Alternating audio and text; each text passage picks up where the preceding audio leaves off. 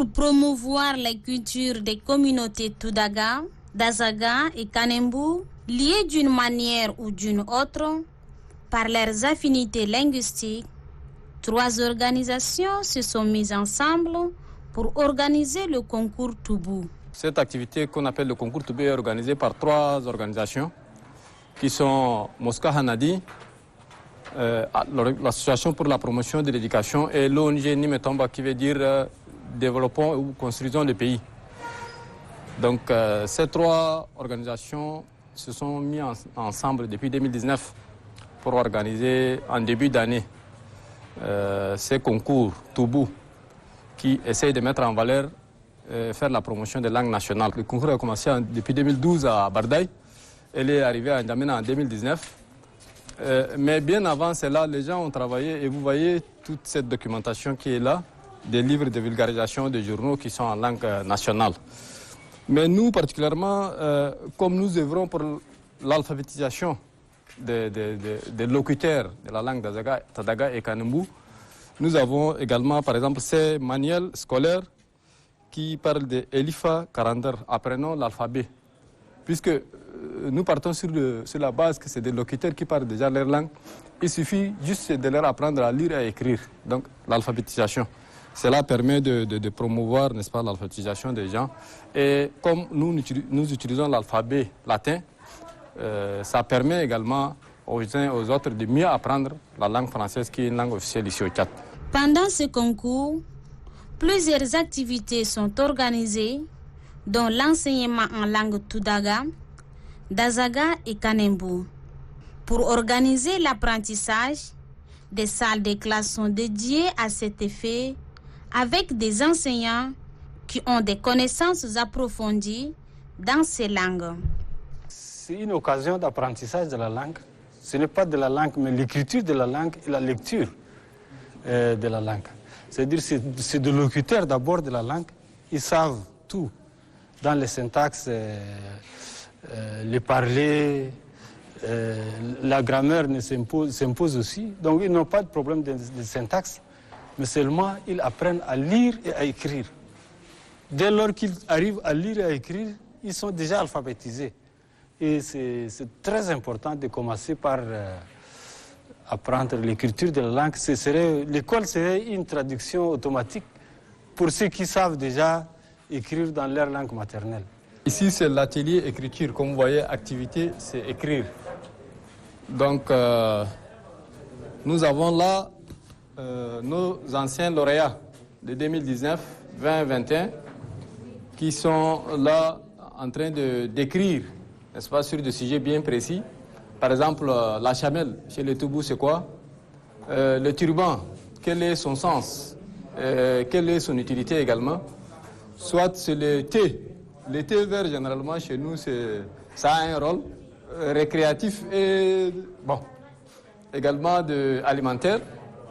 Donc, tous ces apprenants, n'est-ce pas, sont là en train d'écrire sur des sujets pour, en fin de compte, faire un recueil, un livre de recueil de textes, n'est-ce pas, pour en faire un livre qui puisse préserver notre culture et nos, n'est-ce pas, nos adages, les faits qui ont été vécus, la geste des gens qui, par le passé, par exemple, élevaient bien la chamelle, tout ça, c'est des sujets comme ça sur lesquels ils travaillent. Et à la fin, on va en faire un livre, un recueil. En plus des activités de concours, cette année, nous avons ajouté de nouvelles activités, à savoir l'écriture d'un livre collectif par les anciens lauréats du concours Toubou, et puis réalisation des postcards, plus les statuts. C'est 3 éléments qui viennent s'ajouter à l'activité de concours Toubou. En parlant de la promotion de la langue, on parle également de la promotion de la culture. Et cette activité n'est pas seulement une activité qui est liée simplement à la langue Toubou.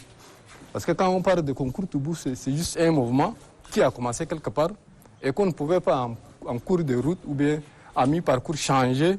Donc on a gardé la même chose. Mais vous voyez que depuis 2021, il y a la langue Kanembu qui est venue se joindre à ces mouvements pour avancer ensemble. Concernant les apprenants, lors de notre visite, il est à signaler que Les salles sont prises par des enfants, des jeunes et d'adultes venus spécialement pour l'apprentissage. Comme les autres langues, l'utilisation des signes, de l'alphabet latin ou grec permet à ces trois langues nilo-sahariennes de se construire une écriture. L'alphabet, on est dans le système international de langues. Vous savez, pratiquement toutes les langues utilisent l'alphabet latin et grec parce que l'outil aujourd'hui existant, l'informatique, il y a beaucoup d'avantages sur les autres aujourd'hui de commencer avec, en donnant le ton à chaque lettre que nous voulons, parce que chaque langue a un alphabet propre. Donc on utilise les mêmes signes de l'alphabet latin et grec, mais on donne le ton qu'on veut. Ça, on a à peu près une trentaine d'alphabets. Ngili, vous savez, les Pongeli, Pongeli que vous voyez là, c'est un nom donné au Coran. Ngili, Ngili, ça ne s'écrit pas en français, vous ne pouvez pas écrire en français. Béné, Béné par exemple, les I, il y en a beaucoup de I, mais oui, vous avez, pour les ch, c'est très synthétisé, hein? L'alphabet est très synthétisé, c'est devenu très facile, on n'utilise pas des lettres superflues comme dans par exemple le canard. On a beaucoup de lettres qui ne se prononcent pas, mais chez nous, comme on est en plus, on est en train d'améliorer les conditions d'écriture très faciles, ça facilite. Pour ne pas complexifier l'apprentissage, Ahmad Saleh Boudoumé propose une approche par compétences en vue de consolider les préacquis. C'est des gens qui viennent de commencer.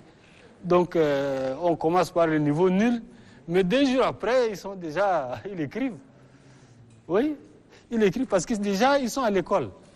Ils ont appris l'alphabet latin et grec, les signes ne leur posent pas de problème. Donc écrire A ou bien écrire N ne leur pose pas de problème. Maintenant, il suffit de donner le ton à l'alphabet correspondant à Dazaga, avec un peu de balbutiement, il arrive à maîtriser. Très satisfait d'apprendre leur langue maternelle, un des apprenants nous explique son activité dans ce concours. Je voulais apprendre absolument ma langue maternelle et pour ne pas oublier ma culture, mes traditions, pour développer ma langue aussi. Je veux à ce que ça s'écrit partout à travers le monde. Oui, l'enseignement, c'est facile. Maintenant, je comprends et j'entends d'écrire. Maintenant, j'ai choisi un sujet, j'ai en train de développer. Intitulé Burunga. C'est un fait un peu historique qui s'est déroulé au Tchad. Pour mieux pouvoir mettre sur écrit les langues Tudaga, Dazaga et le Kanembu sur un support électronique, une application dénommée Keyman est développée et mise à la disposition des apprenants. L'application Keyman, c'est en fait un clavier développé par la SIL, l'Institut international de linguistique, qui prend en compte toutes les langues du Tchad. Maintenant, nous, également, en tant que mouvement qui fait la promotion des langues nationales, on s'insère dans ces mouvements, n'est-ce pas, pour pouvoir utiliser ces claviers développés par la SIL, pour travailler avec ça sur les 3 langues. Langue Kanembu, Dazaga, Tudaga. Que ce soit avec les iPhones ou bien les Android, même également avec les ordinateurs, on peut les utiliser également pour saisir parce qu'on a des lettres spécifiques qui sont prises en compte par ces claviers qui nous permettent de saisir, de faire la saisie, que ce soit sur téléphone, sur ordinateur ou sur tablette. Donc c'est ça là, l'application Keyman. Et maintenant, ça indique comment installer, n'est-ce pas, cette application dans les téléphones. Donc ça montre aux élèves le cheminement sur le comment installer dans leur téléphone pour travailler avec. Donc vous avez vu qu'en salle, certains travaillent avec le téléphone, donc grâce à ces claviers, ils peuvent saisir, n'est-ce pas, dans notre langue. Afin de mieux pérenniser les cultures de ces communautés, qui sont les plus souvent orales, les organisateurs du concours Toubou et ses partenaires ont conçu plusieurs documents à but éducatif et informatifs pour la consolidation de leurs cultures endogènes. Ce manuel est un document très important qui a été édité et qui permet d'enseigner la langue dans une école qui n'est pas très loin d'ici. Nous avons également ce livre Daga Toda, Proverbe de Toubou, qui est en langue Toubou, ensuite en français et en arabe. Et en anglais également, qui permet aux uns et aux autres de se ressourcer et d'apprendre la sagesse Toubou. Donc c'est une œuvre qui permet de vulgariser un peu la sagesse Toubou, permettre aux uns et aux autres de comprendre ces peuples et de les connaître tout en s'enrichissant soi-même. Donc ça, c'est un livre sur les proverbes.